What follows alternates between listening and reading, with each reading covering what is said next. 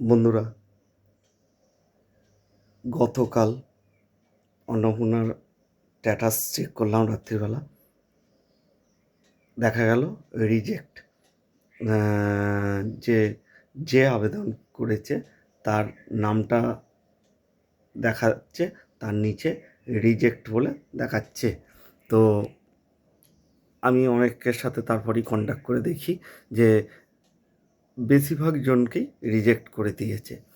তো কেন করেছে আমি জানি না। আমি আমি যেভাবে ফিল আপ করেছি সেই রকম ফিল আপ অনেকেই করেছে। অন্য জেলার তারা পেয়েছে, আমাদের জেলার হয়তো আমি পাইনি, অন্য জেলার পেয়েছি। তো তারা পেয়েছে, আমরা পেলাম না, আমাদের ফর্ম রিজেক্ট করেছে। কেন করেছে? এবং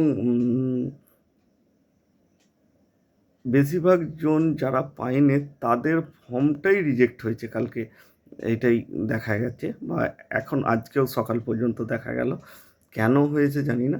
আপনাদের কার কেমন স্ট্যাটাস আছে একটুখানি দেখে চেক করে সবাই কমেন্ট করে জানাবেন।